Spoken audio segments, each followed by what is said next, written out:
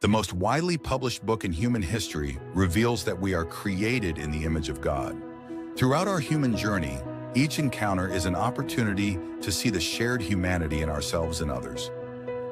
Regardless of one's views on religion, each experience and each story weaves us together towards a common path.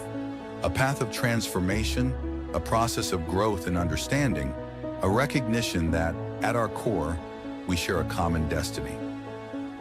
What does the search for truth really mean in our lives?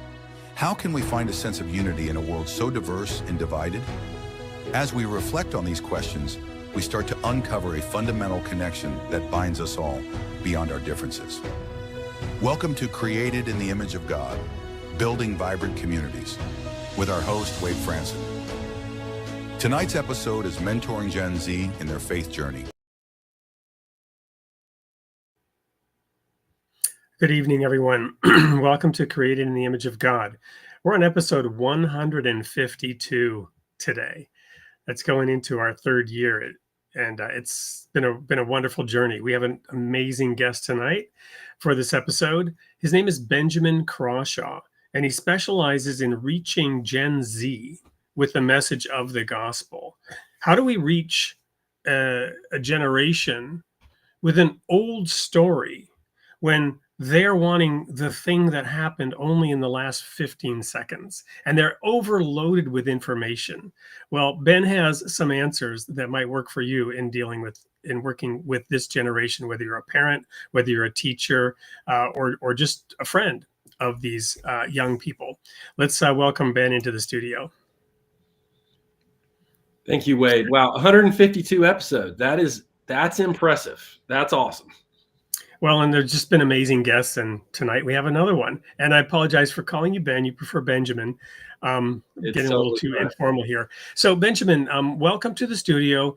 We're going to introduce you to the audience slowly, as we often do, by going into your own creation story. And then we'll get to who and what you are today, the work you're doing, and why you're having success with it. So tell us a little bit about your early background. Who were your parents? Where were you born? What were the circumstances that brought you into this world and began you on the path that you're on today?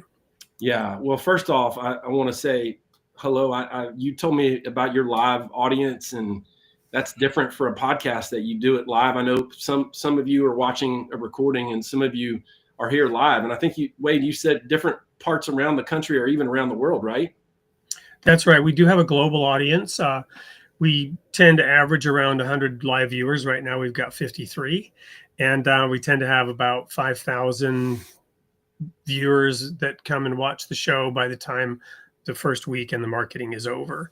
They come from all over, different backgrounds. We've got different religious people: Jews, Christians, Muslims, Baha'is, Hindus. We have people who are involved in the work of the church or their spiritual community. We also have journalists and philosophers. We've got a mix of people. We keep it interesting. Yeah, that's awesome. And all of you, wherever you're at, I just appreciate you joining us tonight. Wade, somebody asked if I was Ben Crawshaw, the golfer. I wish. That would be cool. I guess I would be a little older and a little cooler, but that not Ben Crawshaw, the golfer. I've gotten that a lot in my life, but no, I don't have that claim to fame. But I appreciate you having me. I grew up in the South. I'm from Georgia, and born as a PK, preacher's kid is what we call it down here. So grew up in a pretty conservative family, 3 older sisters, 5, 7, 9 years older than me. The Christian school, the Christian home, the Christian church, the Christian everything. Don't watch that. Don't listen to that. Pretty conservative.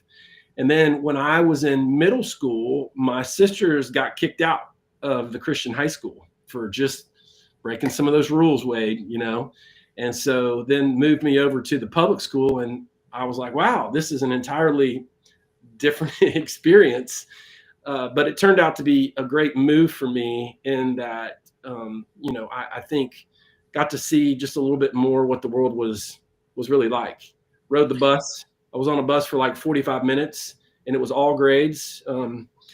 That was quite the education. Okay. So I learned a lot about life, Wade, on that bus. Thank you. I want to just pause for a moment because you actually threw a lot in there that I want to unpack a little bit. Okay. I also come from my very early upbringing was the opposite, but from the age of around 11, 12, I was in a very conservative religious group, and a little bit of whiplash there actually.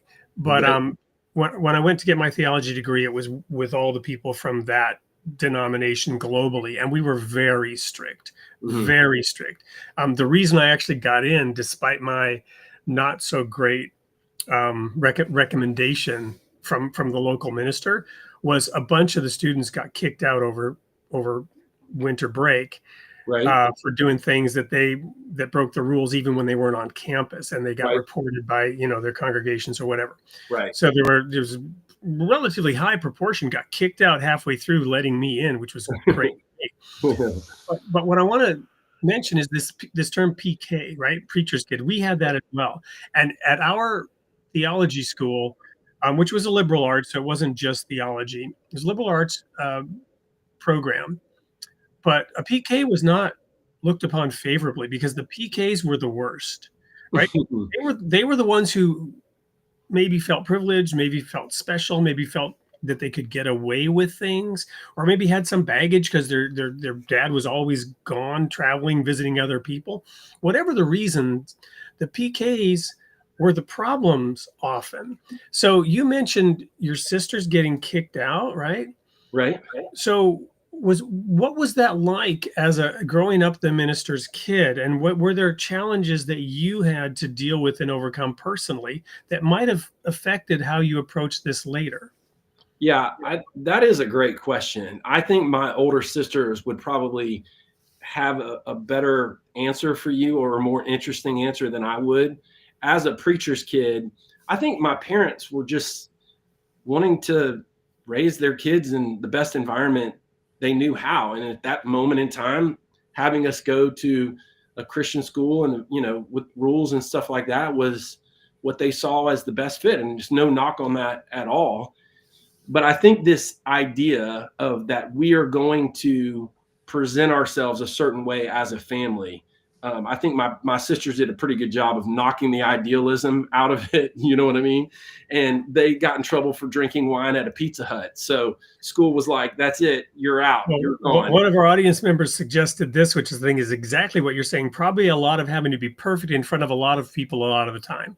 Yeah, I think a little bit. And again, I'm not speaking for my well-intentioned parents or anything. I think as they started with a family, and the oldest always has the most rules. For all of you who are watching who are the oldest, right? You had all the strict rules. I'm the youngest, so it wasn't quite like that by the time I came around. And my sisters had broken them of some of that idealism. It was like, as perfect as we want to be, my sisters are just ruining this for everybody. So they were ruining it, lowering the standards for me. So by the time I came along, some of that idealism had been taken out to sea, so to speak. So it wasn't quite the same. And pretty small church, and a very welcoming, open-armed group of people. So I didn't feel this immense sense of pressure. Maybe I was naive. Maybe I didn't care, but it didn't feel to me like I had to present myself a certain way. And it wasn't like a small community. The church was kind of in a different community from where I went to school. So I didn't carry that pressure with me. I loved going to church. I loved the people in my church. I just didn't feel any sense of like, I thought God was cool. I just, God didn't really have anything to do with the weekdays. God was a Sunday thing. I went to church and that was fine. And then I went to school and I played baseball and basketball and ran track and hung out with my school friends. They were just disconnected. So it wasn't mad, wasn't bitter, wasn't rebellious, didn't think I had to be perfect. It was just God is up in the sky, and he comes out of the sky on Sundays for church, and then he goes back into the sky when I go to school on Mondays. So that was probably a little bit more my viewpoint. Well, and I don't want to get too personal here, especially about other people, but I'm just curious, and it may come up later. Your sisters, did they walk away from the faith after those experiences? Did they find their own way within the Christian world, or how did that turn out for them versus yourself? Yeah, my my sisters are doing great. I mean, they love Jesus. They're walking with Jesus. I don't know. I mean, I was in 7th grade by the time they were all out of the house. So I don't know what some of these formative or, college age years did for them. But it seems like they probably had a little more of that reconciling to do that you're talking about, the image, PK, preacher kid thing. They probably had to work through a little bit more of that than I did. And they seem to have landed in a pretty good spot. So we'll have to have them on the show, and I can interview all three of them and ask them. Let's talk about all the baggage that they're carrying with them. You know what I mean? Well, no, it's not that. It's really just what I'm trying to get at is diversity, right? And how different people, different personality types. I think even men and women in traditional roles, there are differences.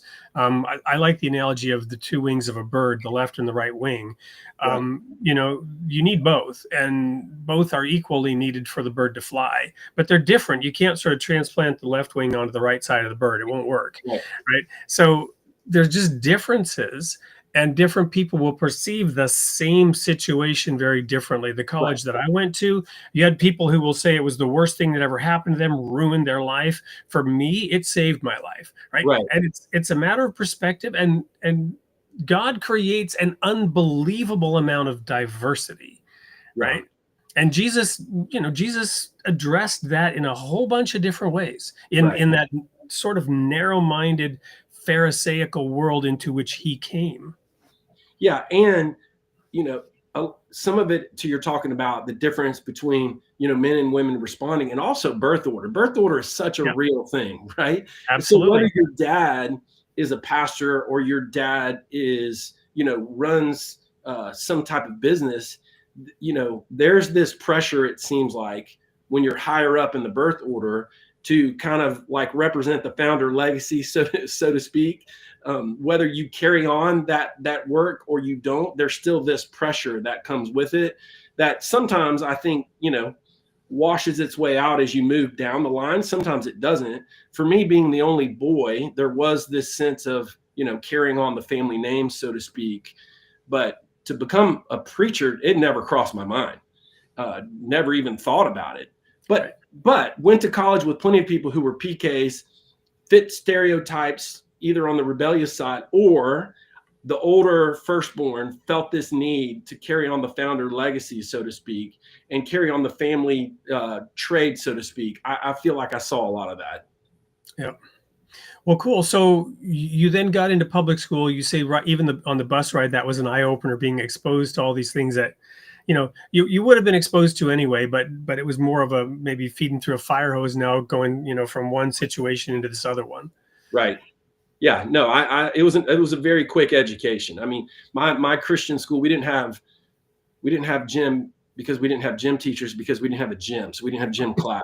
Yeah. And then in my public school, I'm in 7th grade, and now we're changing in the locker room to get ready for gym class. And yeah, I'm learning all kinds of stuff. It was educational at school, educational on the bus on the way home. So very different. Fast forwarded a lot of things, but kind of as I settled in and found, my rhythm, so to speak, I am grateful. I am grateful for that. I got a little bit of both experiences in the context of my education, kind of on the smaller, side of the private Christian school, and then the public school side. And yeah, I felt like, by the time I got to high school, kind of settled in and began to find my rhythm, and, surrounded with a couple of friends here and there. So yeah, it turned out to be fine. Yep. So then coming out of high school, what happened then? How did you end up then in this path that you didn't think at all you would be going down? Yeah, I went to college, played baseball, came home for the summer after my freshman year in college. And, when I was in high school, I had to go to youth group. And for some of you who are like, what in the world is a youth group? So you don't have that church context, in the church world, this is when the teenagers get together, right? Sometimes it's on a Wednesday evening. Wade, I don't know if you had an experience with the youth group, right? Ours was. We had YOU, Youth Opportunities United. I was the president. Yeah. Until they told me I would have to cut my hair if I wanted to remain president, and I said no, I'll leave my hair alone, and I resigned as president. That's right. You had to pick, right? They put you in. They backed you into a corner. Yeah. You're going to keep that hair, or are you going to be president? Yeah. So yeah, I didn't really want to be president anyway, so it worked out okay for everybody. right. Okay, so there we Now, go. nowadays, the hair is less of an issue for me. They could bring you back at this point, right? Yeah. Yeah, I think that our youth group was, again, it was fine. It was something that I had to go to, and we had an awesome youth pastor. There was about 7 to 12 of us, not very big. Played games, we had lock-ins, we did all this stuff, and again, I wasn't opposed to anything. It was like, this is awesome. And then I go to school and we just move on. So went to college, played baseball, and on the outside, I feel like things were going well. Had a pretty good life, I guess. Came home for the summer and was having some arm trouble. I was a pitcher in college, so kind of taking the summer off. Well, I pitched a little bit, but was having, I don't know, arm trouble. So I was like, I need to just stay off of summer ball. And so I got a job as a painter, not like a cool, mural painter. I was painting warehouses, unair conditioned warehouses in the state of Georgia in the summertime. I don't know how many of y'all have been down to the South in the summertime. I said y'all, so I just, geographed myself, right? But the humidity it's no joke. And so painting these warehouses, I went to church one Sunday, and, because I was back with my parents in the trailer, in the summertime. So if I'm in the trailer, then I got to go to church, right? Under the roof, a small roof may be it. You're going to go to church. As long as you're in my house, you're going to follow my rules. That's right. And again, my dad's a super kind, gracious guy. He's just like, yeah, you're home for the summer, you're going to church. So I went, my youth pastor said, hey, we don't have enough chaperones for our summer camp. And I'll age myself a little bit, Wade, because now they call them small group leaders, and back in the day, they called them chaperones, right? We called them guides at the summer camp that we ran on our property. Well, that seems like that's a more fancy name than chaperone. He said, we need some chaperones. Yeah. And I said, well, am I going to have to miss a week of work? And he said, well, unfortunately, yes. And I was like, man, count me in. I'm in. If I can miss a week of work, go to the beach. So got on the bus, went with the old youth group, which had gotten bigger since I'd been in college, to the point that I was in charge of the 7th grade guys. I was their chaperone, so to speak. And it's comical, and I'll tie in a couple of those guys I'm very good friends with to this day. One of the guys is a leader in my current student ministry, and his sons, 2 of his sons and his daughter are in the youth group. So a lot of full circle there we'll get to in a second. But I'm in charge of these 7th grade guys with no interest in pouring into 7th grade guys, no interest in caring about them, just wanting to make sure that they stay alive.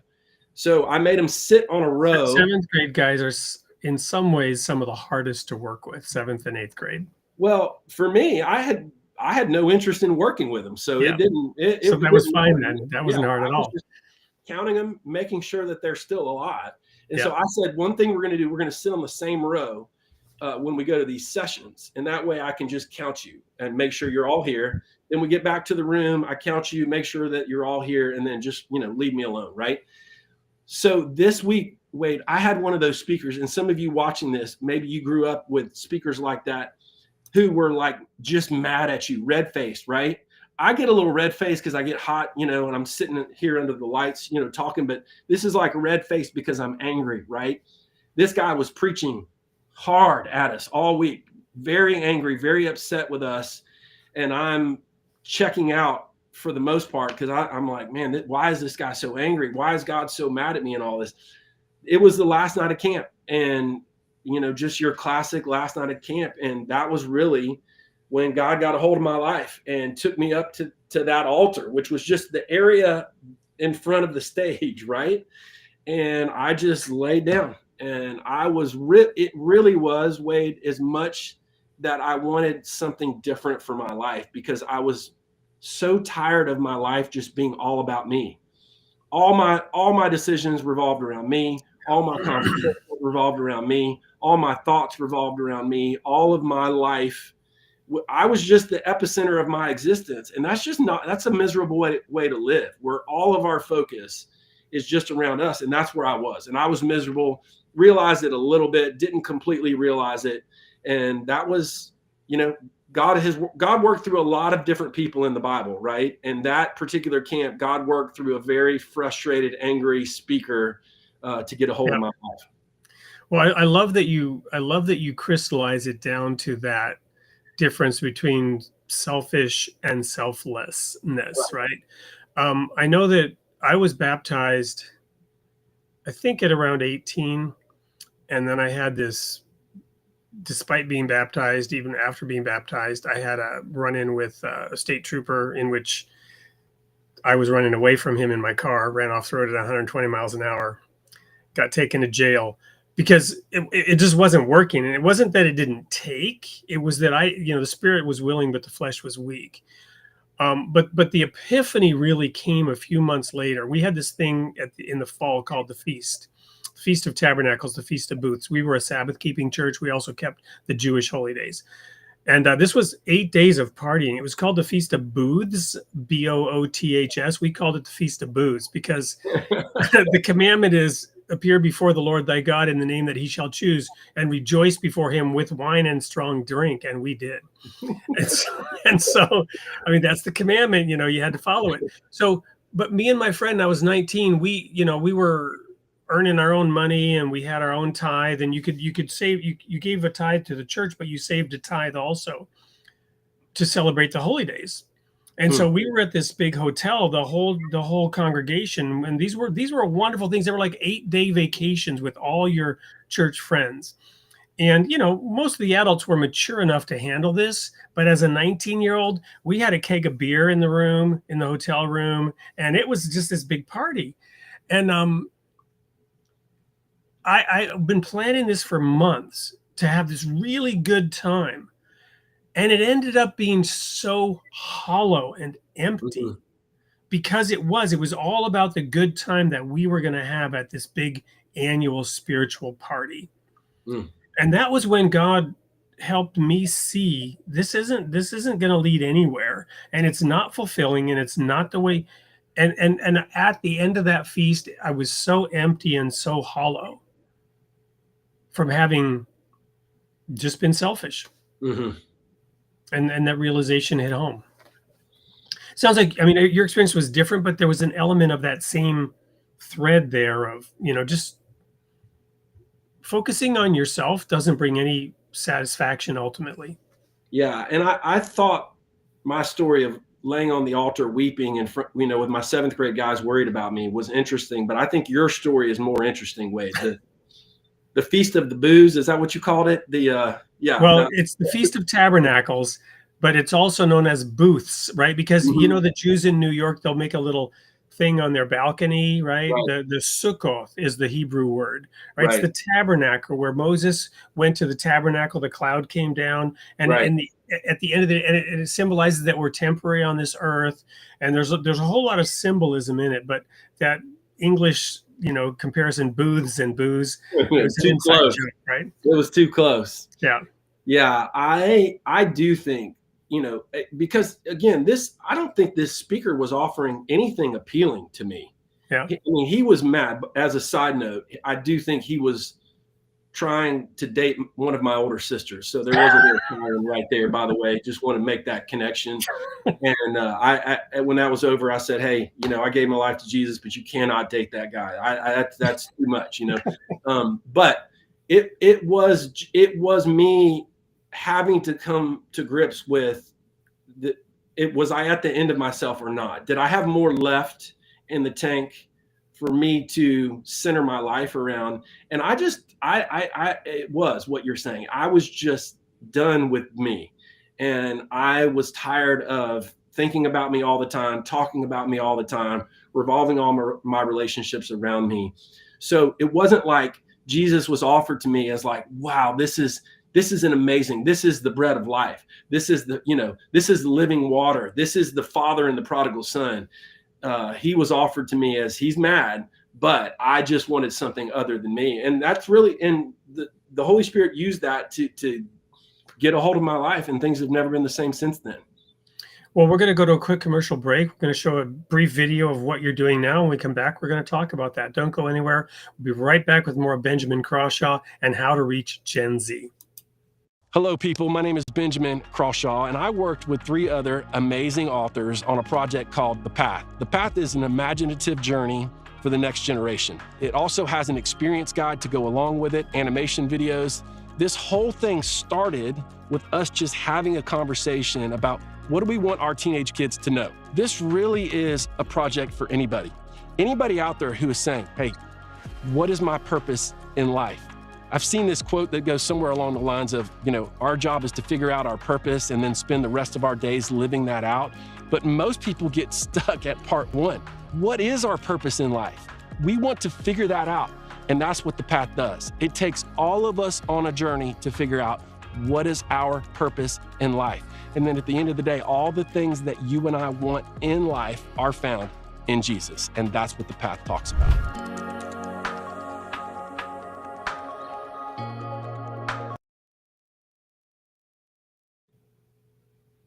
Welcome back to Created in the Image of God with Benjamin Crawshaw, co-author of The Path. And along your own path, your own journey, we were just talking about that moment where you gave your heart to Jesus, where you committed to God. And despite the angry preaching of the person who may or may not have been 100% sincere in why he was doing whatever he was doing, which gets to the essence of what you and I were talking about before, is that sincerity, that authenticity. We'll get to that also in a few minutes, but right now we're at that point, that juncture. So you're now committed. What led to you then, going full time with it, if you will, being inspired and, building, growing something that would help other people in the way that you've done it, you and your, colleagues? Tell us a little bit about all that. Yeah, that was the end of my freshman year, and that camp was over, and I came home and I said, what do I got to do something for God, right? I got to, I grew up now probably is when growing up as a PK, the preacher's kid, probably started to emerge a little bit, is because I thought, okay, now I got to start doing stuff, which is, telling people, behaving better, knowing more, learning all this stuff. Well, I went to another school, and I went there because of baseball, where there were absolutely just no Christians. Now, in the South, where I grew up, almost everybody calls himself a Christian, or did when I grew up. And I went to a college where I lived in an apartment complex where people didn't even call themselves a Christian. And so I was there, and I was like, yeah, it was the end of one of our first practices. And I was like, hey, are we going to pray? And they're like looking at me like, what? Well, I grew up in the South, Wade, where we just prayed. You either prayed before the game or after the game, depending on the winning streak or the losing streak, right? If you're winning, you keep praying when you're praying, and if you mix it up a little bit. And so I played on pretty good teams. And so I just thought this is what we did. You just pray before or after practice. And so I said, guys, are we going to pray? And people are like kneeling and taking their hats off and stuff like that. And I realized that they were waiting on me to pray. And, if some of you have been around the church world or maybe not, praying out loud, that's a different level, right? You got to graduate to that level because you got to know the right words to say, right? Well, I didn't know any of those words. I didn't pay enough attention when I grew up in church, Wade, to know how you're supposed to pray out loud. And so I prayed I don't know. I think it was a mixture of like, I think I closed the prayer like with liberty and justice for all or something like that. It was a combination of, I think I grew up and I heard, thank you for this day. I knew that much. And then I just kind of wandered. I mean, when I get nervous, I just start talking and I don't really know what I'm saying. Well, after that moment, they nicknamed me the priest. So that's what the guys on my baseball team called me. And so then they started kind of coming to me and talking to me about what was going on in their lives. And as it turns out, Wade, they were dealing with some very heavy stuff in their lives. And I'm trying to make it clear to these guys, look, I've been walking with Jesus for like 10 minutes. Like I went to camp not long ago. I'm not a priest. I didn't go to school to be a priest. I'm not qualified. I just went to a camp as a chaperone of 7th grade guys. And like the mean preacher somehow, got a hold of my life. Like I'm not qualified to like help you talk through issues. I remember we had a first baseman who was a gigantic human being. This guy was a giant. And he found out that his girlfriend at home was pregnant. And so he was trying to figure out if he should stay at school and keep playing, work on his education, or go home and, kind of adjust his life that way. And he's talking to me. He says, "Priest, what should I do?" I was like, "I don't know. I'm not an actual priest. Like, y'all are putting too much pressure on me." But all of a sudden, I find myself in a situation that year, Wade, where people, they just wanted to ask me questions and talk to me about stuff. And God gave me these opportunities with people. And, you talk about authenticity. You and I talk about authenticity. I couldn't be inauthentic. I didn't have the right answers. I mean, they were like, "Let's do this Bible study." And so I did a Bible study, and they're asking me questions, and I'm like, I don't know any of these answers. Like, I don't know. And so I'm just going to have to learn these answers so I can give you some answers. But it was a really growing experience for me with these guys who were just like hanging out with the priest, right? And then the whole apartment complex, which was an athletic complex, just found myself having some wild conversations. And I think God was like, "Okay, let's do this thing, right? Let's put you in that environment." And did not have a support system around me, didn't have other believers. It was just me down there, just being the priest at the apartment complex. And that's really what happened next. Wow. So I'm reflecting back on my own experience here, and I want to share, because I think there's a parallel here. I've shared with my audience that when I was a full-time minister, and when I eventually resigned, there were a number of reasons. One was to separate my faith from my paycheck, because the church that had been so insistent, so focused on a specific set of doctrines, was split down the middle over doctrinal differences, right? Different interpretations. And I could see both sides, and I didn't want to join either side. I wanted the church to stay together and work it out, but they couldn't. So that's another reason. But the other reason was exactly what you were experiencing. People would come to me and they would want me to give them answers. And I'd be like, "No, I'm here to point you to God and his word.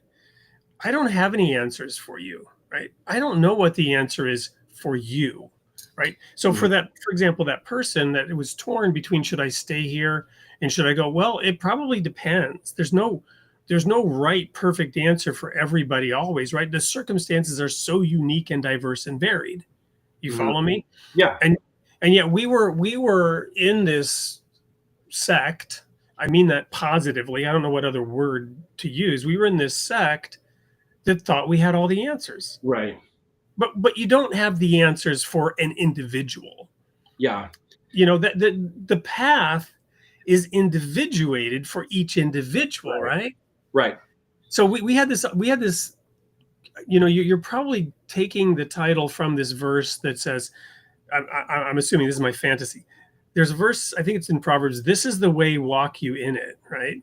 We called it sometimes the way, right? The way, the path. There is a path, and straight and narrow is that path, and that is the path, capital THE, that you must follow. And yet still somehow for each individual, there's an individuated path. Right. Yeah, I think, to your point, that probably was some of the most raw, but I don't know, I want to say effective ministry, because it was just, I didn't have the answers. So we just had to exist together, talk through things and work through things. Then at the end of that year, I was at a community college. I thought I was going to get drafted by Major League Baseball. They never called. And then I realized some of these dreams I had that wrapped around baseball were probably not going to come to fruition.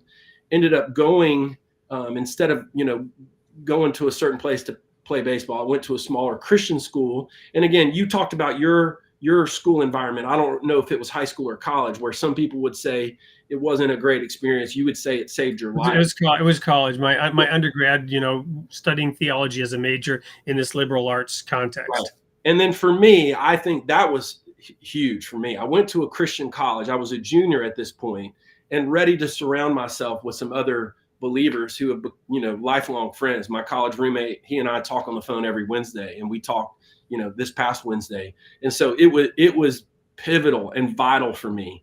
But I recognize that for other people, it could have intersected them at a point in time where, it sat on them as too I don't know, legalistic or religious, or based on their experiences and interpretation, or even their relationships that they built with people who were there.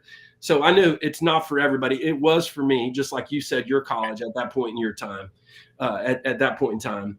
But so went there in college, got involved, president of FCA, went in, started working in ministry. Now, this is probably where I started veering towards thinking I had the answers, Wade.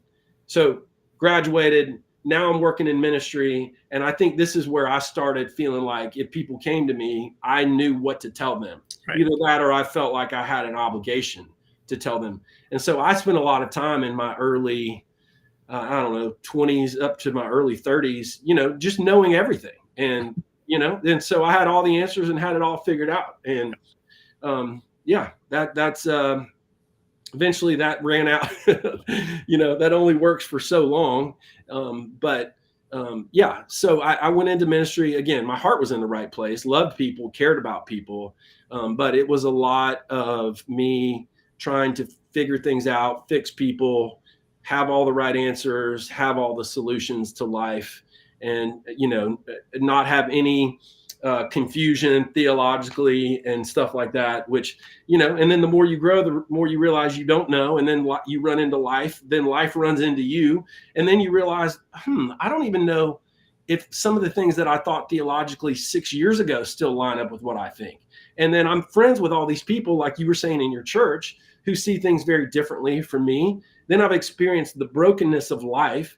Then there are people who I used to judge, who I'm now experiencing some of the same, going through the same things they've gone through. Yep.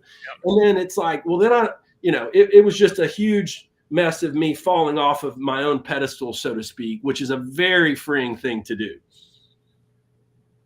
Well, and the other thing I was thinking about earlier is, and I'm trying very hard not to think of any specific individual here because I don't want to judge anybody else, right? But there comes that moment where you decide, I don't really have the answer, and I'm not going to just make something up, or I'm going to recognize that it's not my responsibility or my right or privilege or anything of the kind to give this person an answer right now, right? And for me to do so would be inherently arrogant and counterproductive.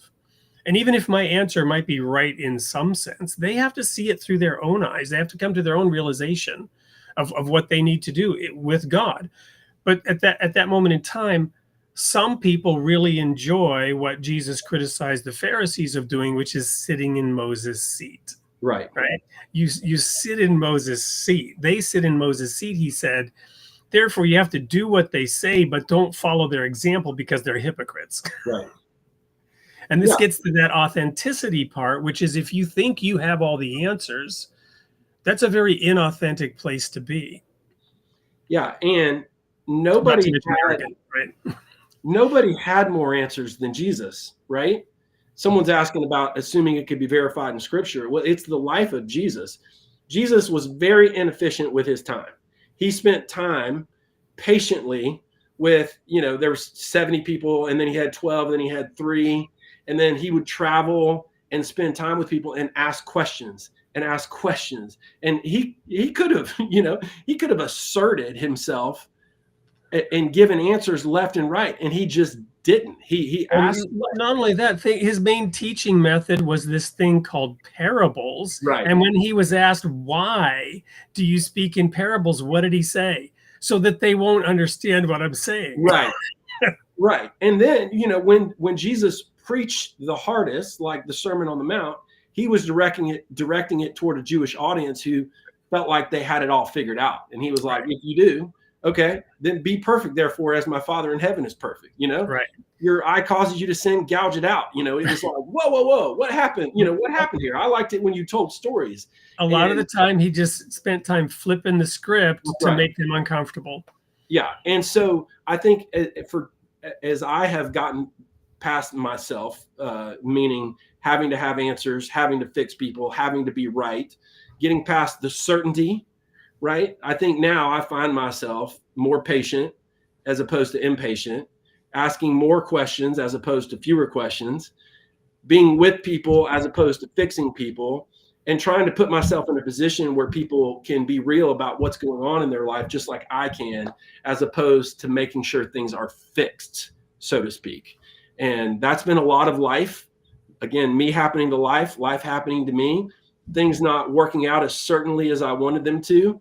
And, to tie it all back around, I think that's the same thing that, with my parents is being in a ministry family. We have these kids, we know how to raise them. We're certain it's going to be perfect. And then they just turn out to be 4 little human beings, right?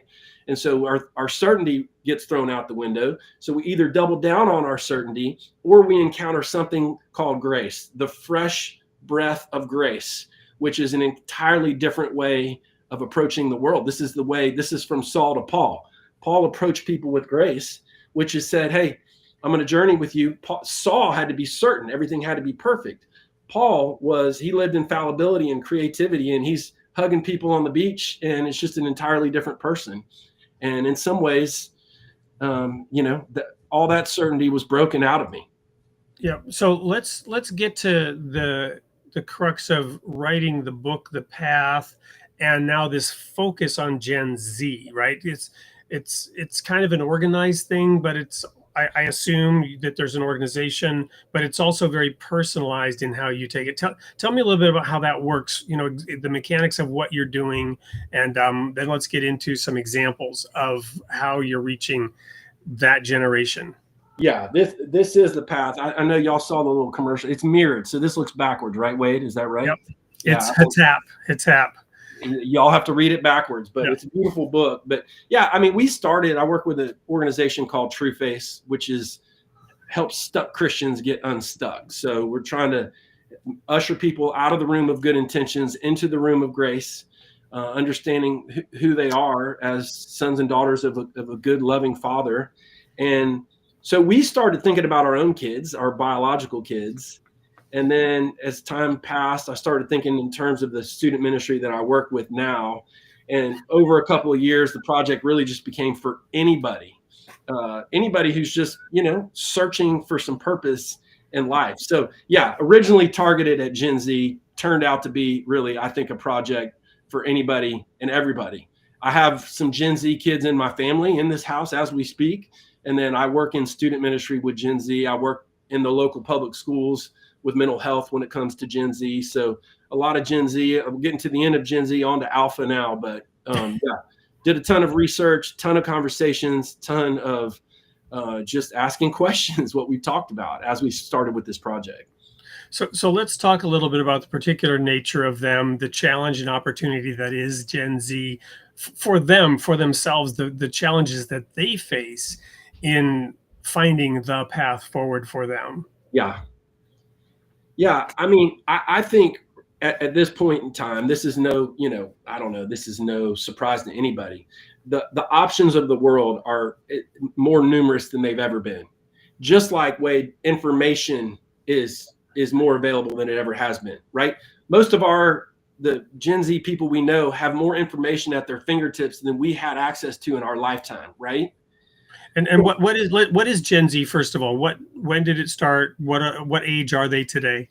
Yeah, Gen Z, we're getting to the end. So my 12-year-old, I believe, is she still Gen Z? My 7-year-old is Gen Alpha. I think my 12-year-old might be on the cusp. My 16-year-old is definitely Gen Z. I don't know the top range. The problem is I learned the age and then they all got older. So the range, but I know my 7-year-old is Gen Alpha, and I'm not completely sure about my 12-year-old. But yeah, so somewhere between, let's say, 15 and 30 is typical. Yeah, and we really targeted a 25-year-old in mind. And for those of you in this audience who have a biblical background, when you think about the Old Testament book of Ecclesiastes, right? Solomon had everything, and he went on this search. He went on this search to find purpose, meaning. He tried all these things. That's what Ecclesiastes is all about. And at the end, Solomon died a pretty futile death as far as his purpose and meaning. And then you contrast that with the woman at the well. The Samaritan woman comes out in the middle of the day, talks to Jesus, becomes the first missionary to Samaria. And she encountered Jesus at that well on that day, and she found everything. And so that's what I said in that video you showed earlier. Everything in life that we're looking for is found in Jesus. And it just took me a long time to realize that. But I think for Gen Z and for all of us, there are so many places we can go to find our purpose, our worth, our significance in life. It can be travel, it can be fitness, it can be family, having kids, it can be, justice, it can be religion, it can be all these things. And at the end of the day, all of these things come down to us. They all are dependent on me. If I am going to find my worth in standing up for something important, then it's up to me to determine what's the most important, and it's up to me to have it figured out, standing for that thing. And when it comes to Jesus, woman at the well, he's just like, it's just me. I'm offering myself. What you're really here searching for and looking for is found in me. So the tale, the search is as old as time. It just looks different for Gen Z than it did for generations before, just like it looked different for us than it did for our parents' generation. Yeah, and one of the things that you shared with me is this idea of trust and information overload. Today, we even have, artificial intelligence and the ability to create deep fake videos. The skepticism has probably reached some enormous proportion where nothing is believable. Right. I mean, yeah. I mean, people are going to ask, are we AI, right? Or is this what we're really saying right now, Wade? Or is they manipulating this video to make us say certain things? And I've even fed into this with my Gen Z daughter. Is I started early on, leading her to question these articles she would come across. What's propaganda? What, Yep. You got to learn to recognize when they're trying to entice you emotionally, that's propaganda. They're trying to clickbait, sell something. Well, and even, the false flag concept, right? Somebody's planting misinformation. It's not even propaganda anymore. It's misinformation for the purpose of getting you angry against. Totally. I mean, even with our animation videos for The Path, we had to specify we didn't use AI to create these. These were used by actual illustrators. We had to say that so that people didn't think that we used that. So, yeah. So I have all this information at a premium, more than I could ever want. I have access, but trust is at a minimum, right? So that's why it's, the situationship culture, the hookup culture, the, gaslighting, whatever, like all these different things when it comes to relationally. And so trust is at a low, information is at a high. So when you know what it brings to mind for me right now is Pilate, right? What is truth? Right. Question, what is truth? Right. Yeah. People have said to me, hey, we're in a post-Christian culture. And it's like, no, we're in a post-truth culture. Right.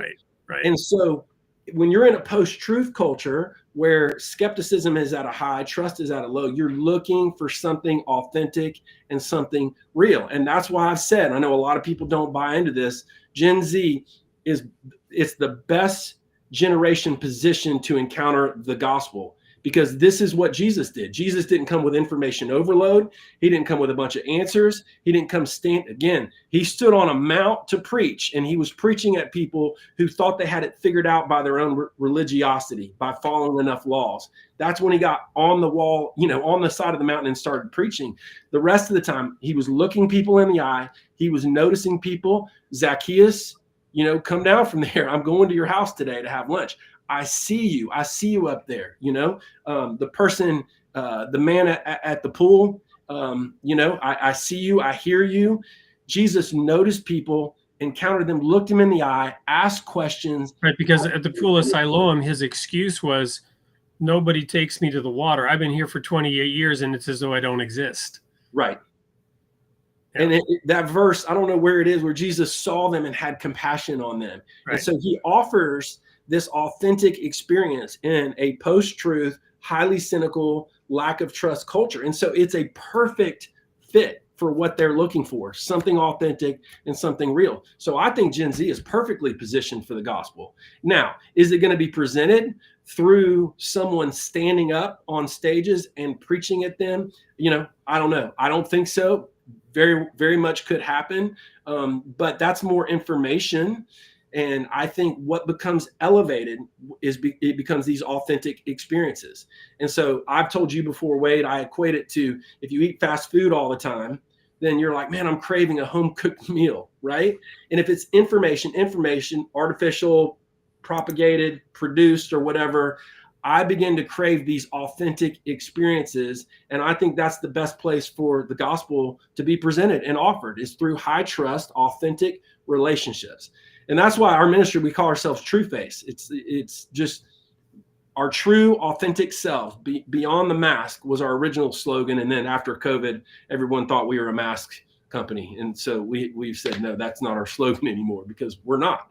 But it was moving beyond the mask that, you know, and a lot of church space people live with a lot, which is this, yeah, we put it together on Sunday, we get dressed, we comb our hair, we look better on Sunday than we do the rest of the week. I do have to say, though, because just today, or in the last couple of days, well, in the last months, right, slowly the layers of onion are being peeled back around what was and was not COVID, and what did and did not happen at COVID. And just now they're rolling back the vaccines, and they're sharing that, you know, things were hidden up. So I think there's something powerful, not even ironic, serendipitous about your work.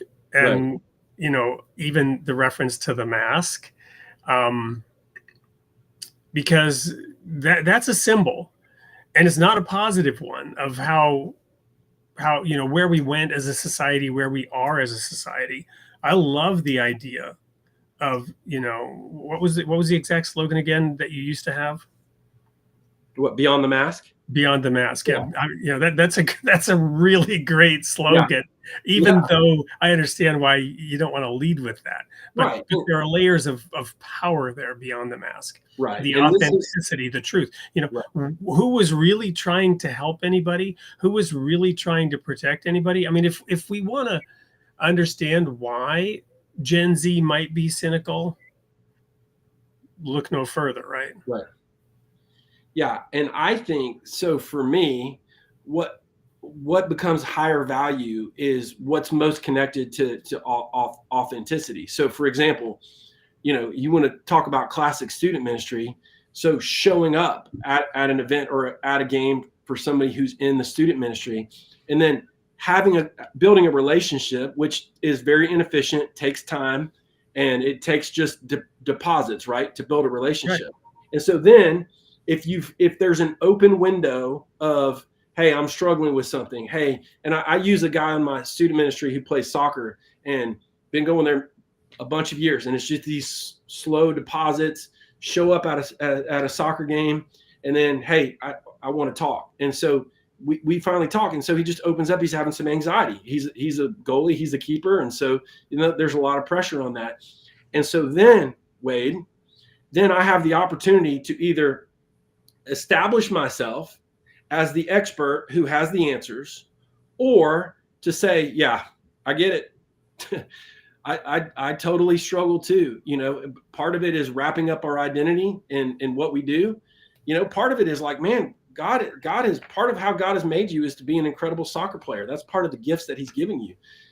That's not the core of who you are. And I struggle with this in my own life, finding the core of who I am in these external identities, instead of just understanding, you know, I'm a loved son of King Jesus, who's a good father, whether or not I'm making a lot of money, whether or not I do really well when I'm on Wade's podcast, you know, and it's same with you when it comes, whether you have a good game or a bad game, it doesn't change your core identity, but I totally get that struggle. So as opposed to me saying, hey man, I hear what you're saying, here's the answers. Once that door is open, I just lead with authenticity. One of my best friends, this dude, I mean, he's got this 75-year-old mentor who's just this incredible guy. And they talk on the phone, and this 75-year-old, like, who just lived an incredible life, starts the conversation by telling him what he's been struggling with. And this guy's like 30 years older. He's the obvious mentor in the situation. There's no question his life, his legacy has been incredible. And he starts with his own struggles. And that's how we lead. We lead by saying, you know, we get it. We struggle too. We're in this together. Let's walk together, journey together. I'm here with you. I'm right beside you. That's a relationship of trust, authenticity. And then, Wade, I know I'm getting long-winded here, and I apologize. But then I'm looking for seeds to speak into their identity.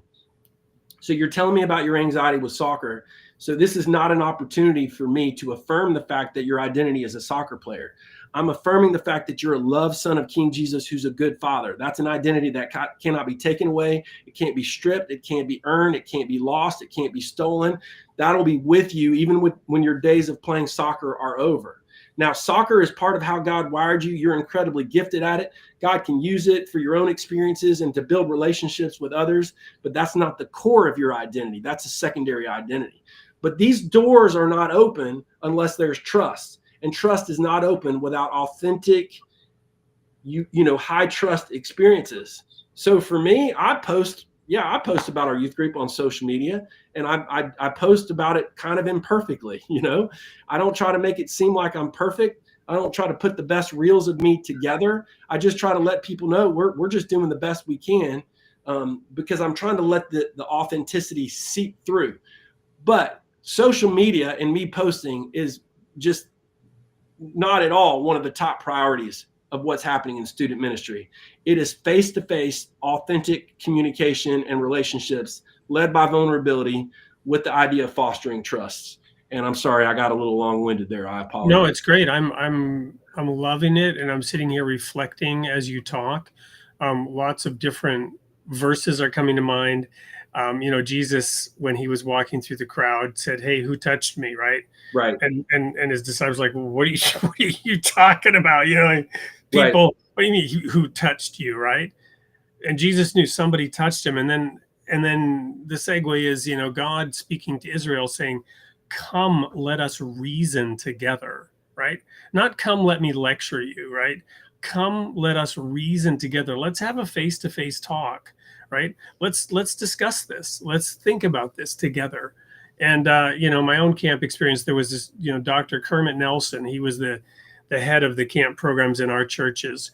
And I was very involved in it. I went to the church camp in Scotland 6 times, participated in our winter camp in Salzburg, Austria, skiing, winter skiing. And I personally led and directed for 5 years a camp in Germany that eventually expanded to be operated in 4 languages. So I was in South Africa as a counselor. One of the methods that we used was, at the end of the day, just going on a one-on-one walk with somebody. Right. If there was an issue or if there was a problem, you didn't confront them in any way. You just said, let's go for a walk. Let's talk. Right. And you try to find out before you even bring up the issue, right? So what's going on with you? How are you enjoying the camp? Rather than just address the issue head on. Right. Try to develop, just force yourself, if it doesn't come natural, to develop a little relationship. But after you practice it, it comes natural after a while. You don't even imagine or think of doing it any other way. Right. Yeah. It's inhuman, right? Yeah. So there's this quote, and to throw kind of a bone to my Baha'i audience, this is probably too much Jesus for them, which they shouldn't feel that way. They shouldn't react that way, but sometimes they might react that way. And that is, there's this quote by the founder of the Baha'i faith that says, the people are wandering in the paths of delusion, bereft of discernment to see God with their own eyes, to hear his melodies with their own ears. Thus have we found them. And then here's the key quote. Thus have their superstitions become veils between them and their own hearts. I mean, if that doesn't describe the Pharisees, right? Their superstitions, their own interpretation of what God said, right? Taking the truth of God, the word of God, and approaching it in a way that is inauthentic. It becomes a superstition, right? It becomes a belief, a dogma that you hold on to, and it becomes a veil between yourself and your own heart. But once you approach things the way Jesus did, right, with a personal connection with the individual human being, it's very natural. Yeah, totally. And I think that then allows you, and this is what I love about your podcast, different people, different backgrounds. If I could have conversations with all the people who are watching this, it would just be to ask questions, to approach with curiosity, not with answers, but just to know you, to know your story, to know what's going on in your life. And so I think to back up to the idea that you were talking about of what you were mentioning in South Africa, right? Where you said, you got to have, what were you talking about at the end just of the day? Just a one-on-one. It's actually a walk. We used to call it a walk by the way. Yeah, right. A walk by the way. You kind of walk. You almost walk a little bit off the path. Right. And so when I work in, the school system, when it comes to mental health, they'll call me when there's like a crisis or something and come in, or work with parents of teenagers who their teenagers are dealing with mental health struggles. And I talk about, hey, the number one thing is for you to get on the same side of this struggle with your teenager. You're not on opposite sides. Amen. Right?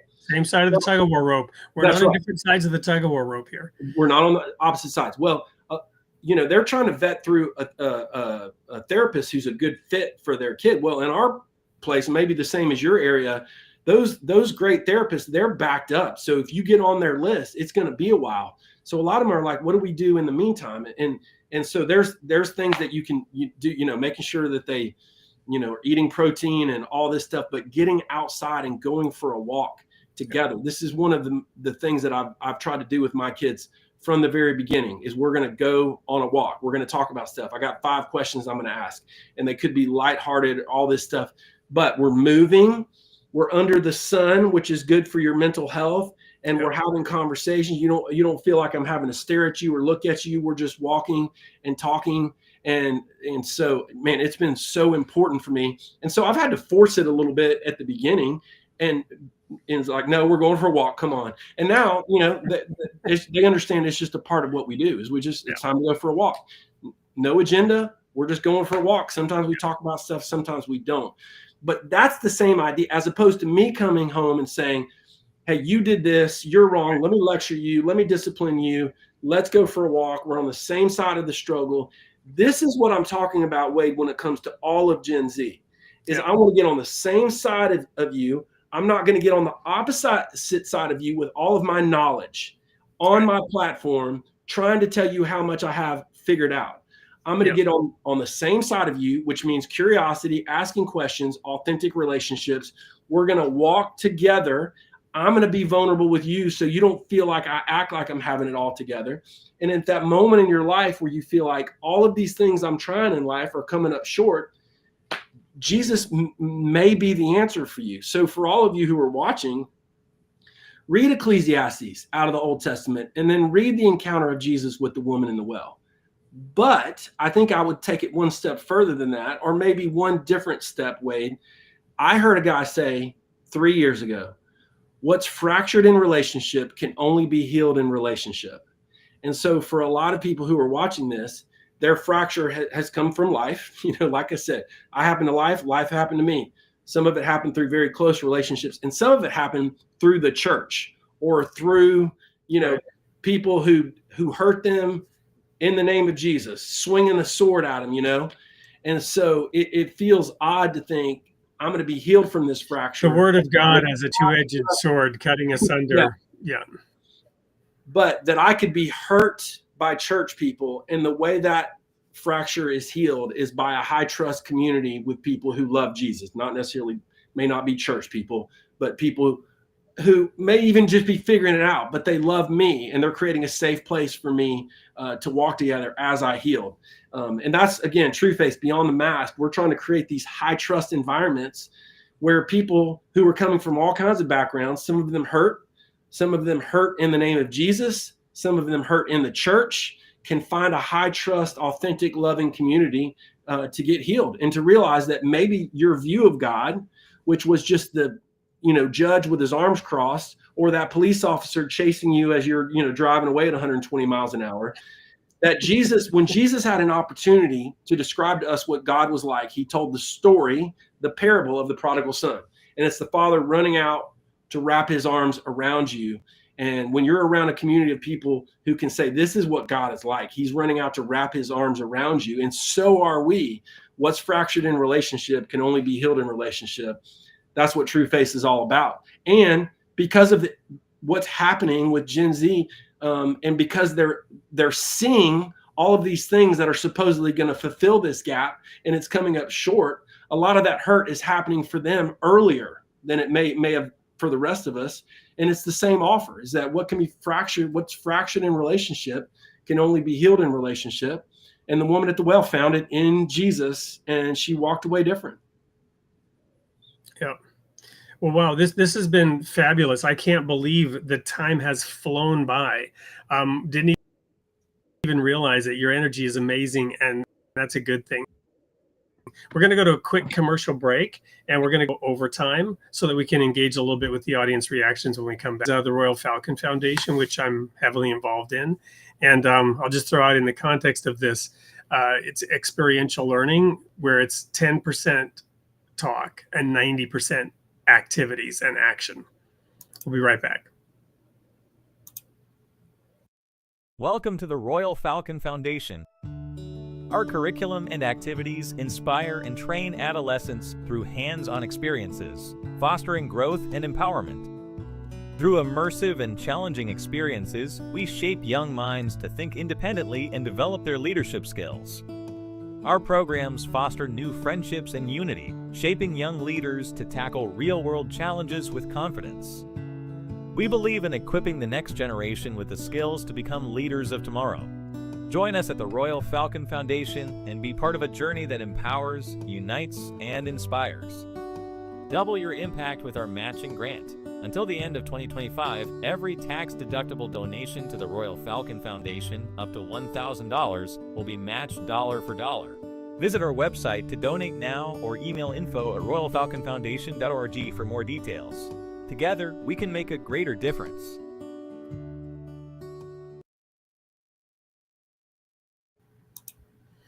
Welcome back to Created in the Image of God with Benjamin Crawshaw. We've been talking about how to reach Gen Z with the gospel message by the co-author of a book called The Path. We've just had amazing conversations back and forth about how this can be done, the building of trust through direct relationship, authenticity versus just preaching at people, especially a generation that already has information overload. So we do have quite a few comments. We really only have time to just pick a couple. I will. We already looked at one earlier, but let me find something here, and you can also I don't know, Benjamin, if you see anything in particular that you want to address. A lot of back and forth banter, but let's see here.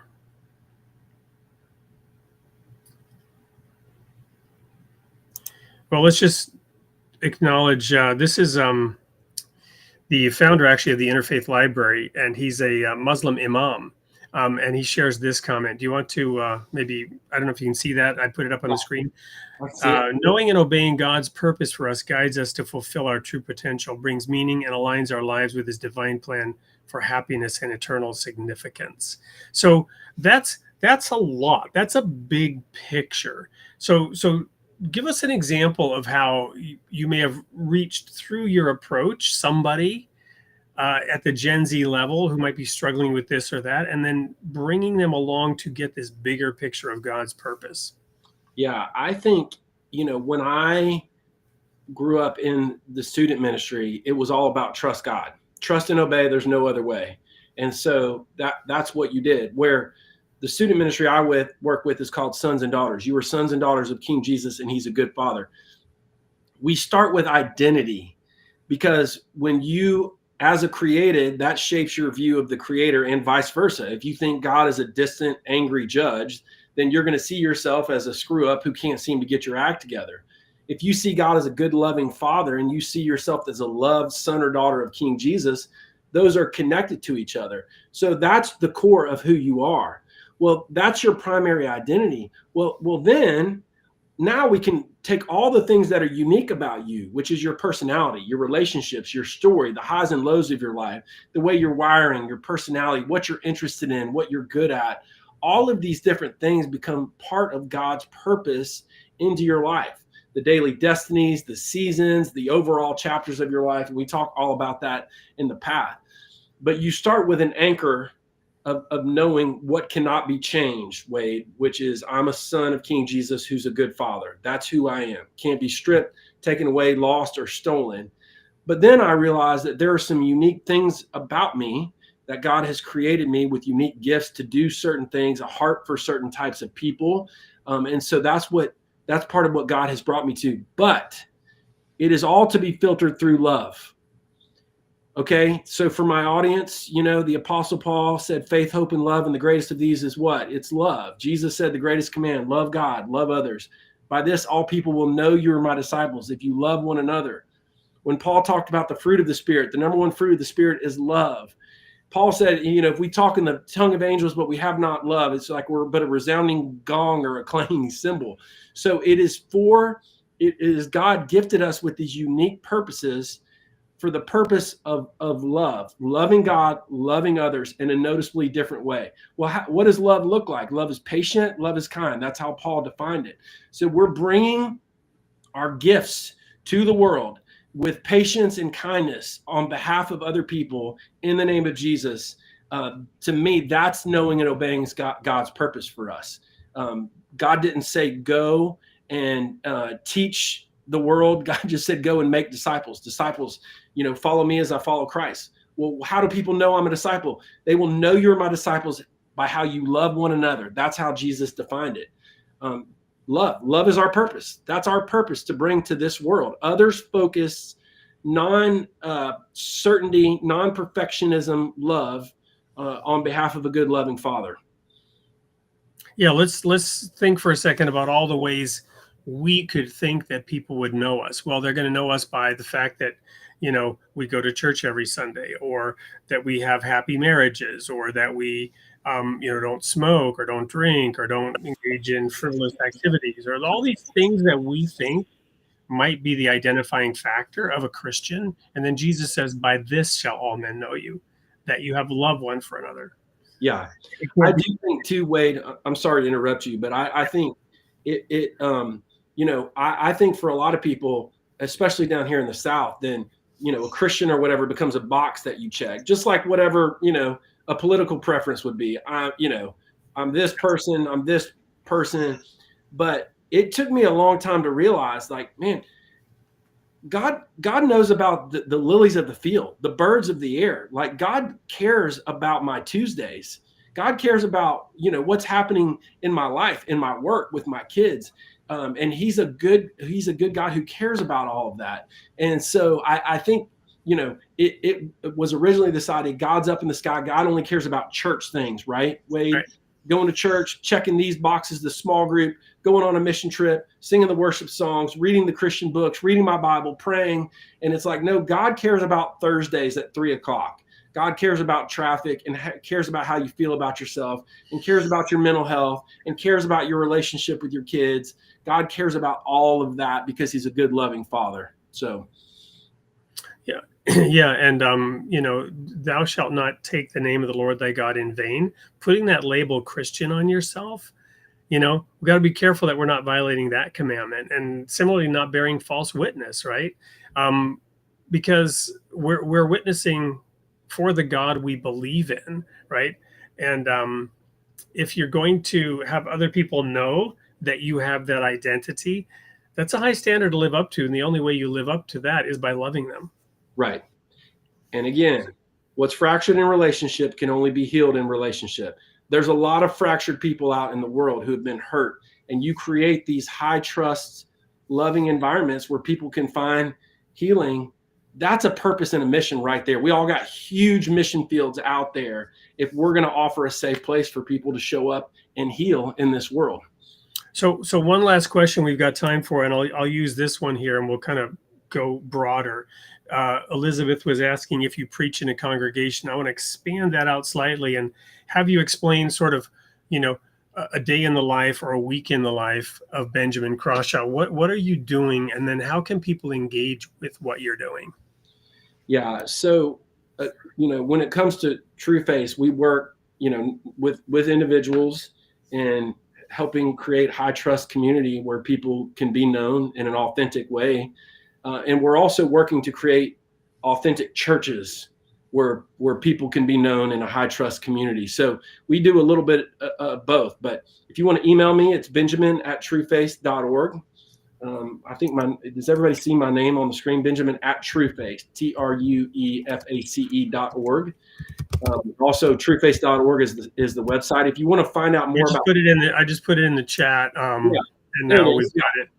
And you can also put in trueface.org/the-path for people who are interested. We have, an experience guide that goes along with the book. And this is powerful. This is not an experience. And again, I know it's mirrored, so it's backwards. Okay. But I know some. You got to read like Hebrew left to right.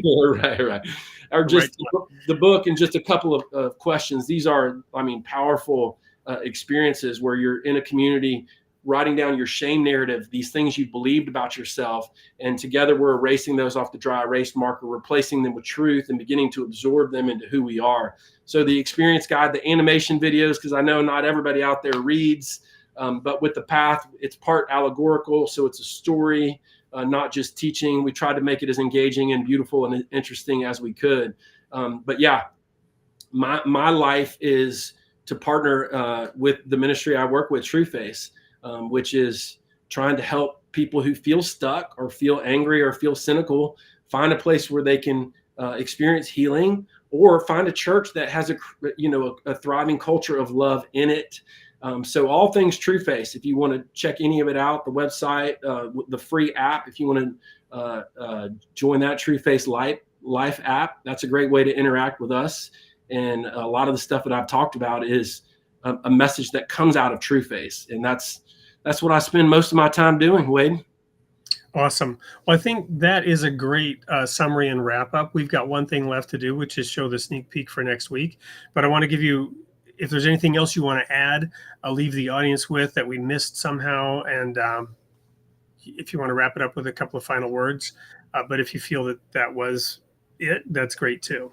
Yeah, I think I've said it now a bunch of times. And I think because it's so much a part of my story, is that for those of you who are like, I don't know about God, I totally get it. And maybe it could be because of your view of God. But then some of you even who are like, God and I are good, it's just everybody else that I have a problem with. Then I want to encourage you to find a place where you can uncross your arms a little bit, even if it takes time, even if it takes a little bit of healing at a time, to get into a place where you can begin to uncross your arms and find some people who you can trust with your true self beyond the mask. Because I think it's going to make life worth it. And, we're guarded because experience has taught us to be guarded. Experience has taught us not to trust people. But I think life is so much more rich when we learn to trust people. So for those of you who are just like, yep, that was for me, I want to encourage you not to give up on trust. It's a beautiful thing. And there's people out there. God will bring people in your life who you can trust. Awesome. Well, thank you so much, Benjamin. I hope you'll stay in touch with us, keep us posted on the work of TrueFace and the success of the book, The Path. And I hope to have you back here in a little while and maybe learn how that's going and share more from you. It's been wonderful having you here and inspirational to really focus on that relationship, the authenticity, and making sure that we are in fact developing relationships of love, the only sign of what a true Christian really is all about. So for the audience, that's it for tonight, but stay tuned for the sneak peek of next week's episode. Until then, may God be with you.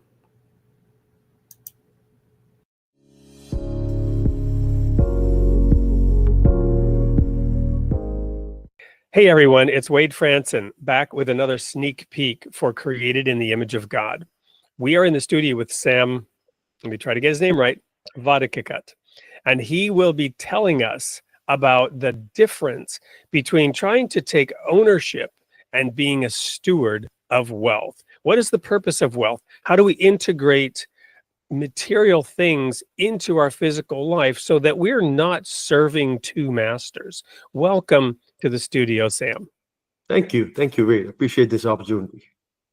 Well, this is one of the conundrums for those of us in the West, in a very successful material world, where Jesus said you cannot serve two masters. You can't serve God and this King James word mammon, right? What does that verse mean? What was Jesus getting at? I mean, are we supposed to walk around in rags with a bowl begging like the dervishes from your part of the world, where you originally come from? Yeah, I mean, that's a great question and also a confusing one, right? What is this mammon thing? It's interesting. It doesn't say you cannot serve both God and devil. It's not even mentioned that. the moment. So what is this? So this is something that I dug into it and realized that it's a force, it's a spirit that is behind this thing called money and wealth and material things that lures you, that in one way deceives you to think that the more you have of that, the more valuable you feel and more worth you feel. So that's the deceptive side of the spirit of mammon, which is a force that's a deceptive to make you feel valuable and things that make you feel like, okay, if I don't have this, I'm not going to be feel or worth anything. Compared to God, he's saying that you are valuable just the way you are. So that's the difference when he says you cannot serve both God and mammon. That means either you trust in God, Abba, the source, or mammon or the material thing that lure you into needing more and more just to keep yourself worth. Well, and it is hard to strike the right balance and get the right spiritual fine tuning around the spirit of this, right? So I'm really excited about this episode because for me, Revelation chapter 3, chapters 2 and 3, the message to the 7 churches, right? You have that final church of Laodicea, Yes. where the people are rich and increased with goods and have need of nothing. That Right. came to mind as you were talking. And God says, in reality, you are miserable, Poor. blind, poor, and naked. And he calls them lukewarm and says, I will spit you out. I will vomit you out of my mouth.